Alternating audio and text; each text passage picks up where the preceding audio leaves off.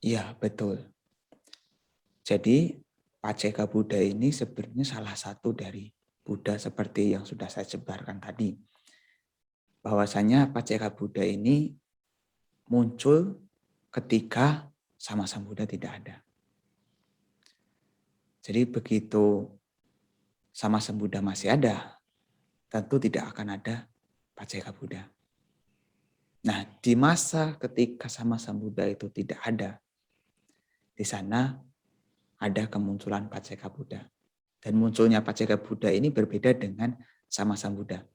Kalau sama Sang Buddha, ketika satu sama Sang Buddha muncul, tidak mungkin ada sama Sang Buddha yang lain muncul. Tetapi kalau Paceka Buddha ini bisa muncul puluhan sekaligus dalam satu masa yang sama. Makanya tidak heran kalau di beberapa sutta seperti di Isigili Sutta dikatakan di sana adalah tempat berdiamnya para Paceka Buddha dulu. Banyak Paceka Buddha di sana disebutkan. Nah, menariknya sekali ketika muncul seorang bodhisattva sama Sang Buddha yang akan menjadi Buddha di kehidupan itu, ketika pada waktu itu sudah ada Paceka Buddha akan diberitahu oleh dewa dan kemudian Paceka Buddha tersebut akan memutuskan untuk parinibbana dengan segera. Dan hal ini dijelaskan di dalam kitab ulasan Kagawisana Sutta. Salah satu sutta yang cukup kuno yang terdapat di Sutta Nipata, yang mana pada waktu itu dikisahkan beberapa syair di situ itu adalah ajaran-ajaran dari Paceka Buddha. Nah, Paceka Buddha ini dikatakan di dalam kitab ulasan, ketika Bodhisattva Gautama itu lahir, Paceka Buddha ini diberitahu oleh dewa dan kemudian memutuskan untuk parinibbana dengan segera. Karena memang biasanya sudah menjadi hukumnya ketika sama Sang Buddha muncul, di sana tidak ada Paceka Buddha. Nah, menariknya sekali, kalau di zaman sama Sang Buddha ya, sama Sang Buddha kan punya kemampuan untuk mengajar dhamma. Juga mampu untuk membuat yang diajar itu mencapai kesucian. Jadi pada saat yang sama, ketika ada sama Sang Buddha, di sana pasti ada Sawaka Buddha. Tapi berbeda kalau ketika Paceka Buddha. Karena Paceka Buddha ini dikatakan kan tidak mampu mengajarkan dhamma sehingga orang yang diajar pun juga tidak mampu mencapai kesucian yang sama. Itu berarti ketika ada Paceka Buddha di sana tidak ada arhat. Yang ada hanyalah Paceka Buddha yang lain. Dan Paceka Buddha ini kan dikatakan mencapai kebuddhaan juga berkat usahanya sendiri. Kemudian yang mampu mencapai kebuddhaan juga karena usahanya sendiri. Dan tentu saja ini melalui proses yang sangat panjang. Sebagaimana kalau kita belajar tentang ini ya, belajar tentang bodhisattva mereka. Kalau sama Sang Buddha kan juga disebut sebagai sama Sang Buddha Bodhisattva. Kalau Paceka Buddha juga disebut Paceka Buddha Bodhisattva.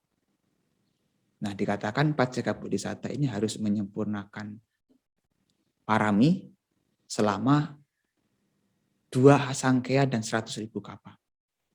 Nah, kalau sama Sang Buddha kita, sama Sang Buddha Gautama, itu menyempurnakan parami selama 4 asangkaya dan 100.000 kapa. Jadi cukup panjang juga. Tetapi keduanya sama-sama harus menyempurnakan parami. Yaitu 10 parami yang kemudian dikembangkan menjadi upa parami, kemudian pertama cula parami, upa parami, dan paramata parami.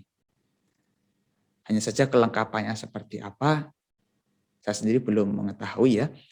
Cuma kalau kita lihat secara stratanya ya, biasanya di sutta-sutta itu pertama ya sama Sang Buddha, kemudian Paceka Buddha, baru Sawaka Buddha. Itu berarti keberadaan Paceka Buddha ini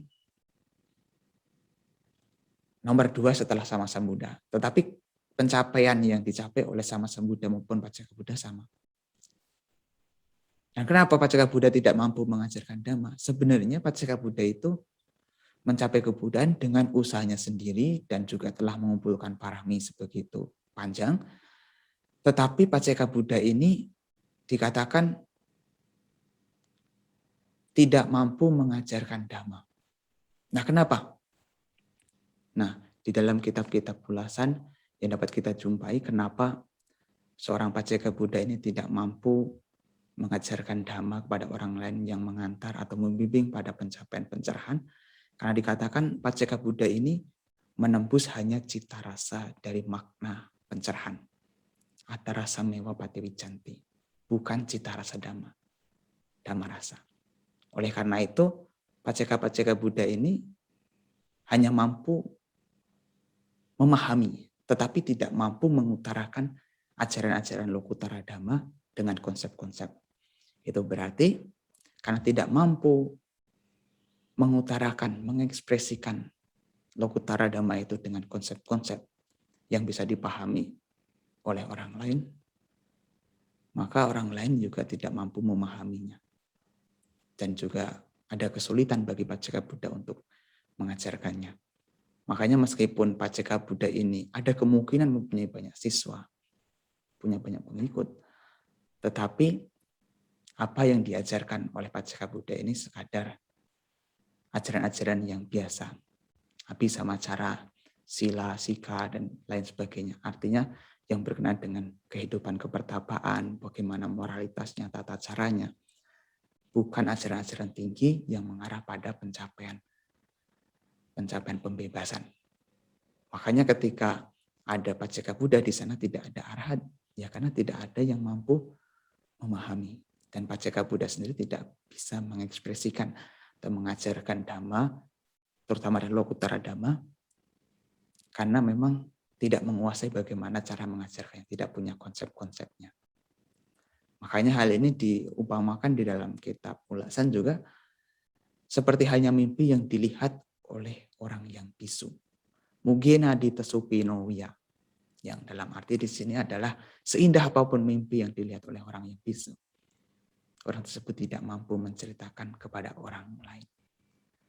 Makanya tidak heran dalam bahasa Inggris Paceka Buddha ini diterjemahkan sebagai silent Buddha atau solitary Buddha, yang berarti adalah Buddha yang diam atau Buddha yang menyendiri. Ya karena memang Buddha ini, Paceka Buddha ini lebih banyak diamnya daripada mengajarkan Dhamma. Tetapi kemunculan Paceka Buddha ini bisa banyak dalam satu masa sekaligus. Itulah menjadi keistimewaannya. Setelah mereka mencapai kebudayaan, mencapai nibbana juga sama, tidak akan mengalami kelahiran kembali. Jadi nibbana yang dicapai oleh sama Sang Buddha, Paceka Buddha, dan juga Sawaka Buddha dan nibbana yang sama. Hanya saja kemampuan mereka berbeda-beda. Tentu saja sama Sang Buddha jauh lebih menguasai banyak kemampuan ya. Soalnya kan harus menyempurnakan parami seperti Bodhisattva Gautama saja sampai 4 asangkaya dan 100.000 kapa. Kalau Paceka Buddha dikatakan 2 asangkaya 100.000 kapa. Makanya butuh waktu yang sangat lama juga. Tapi mereka sama-sama menyempurnakan parami juga. Dhanang silan cenekamang panyawirena pancemang kanti saja maditanang metu peka imedasa. Dan 10 parami inilah yang disempurnakan oleh baik sama Sang Buddha dan juga Paceka Buddha. Tapi sejauh apa praktiknya, sedalam apa, saya sendiri belum memahami secara detail. Nanti barangkali bisa dibahas di lain kesempatan mengenai parami ini. Ya, saya kira itu ya yang bisa saya jawab kenapa Paceka Buddha tidak mampu mengajarkan Dhamma yang membimbing pada pencapaian pencerahan. Bisa dipahami ya?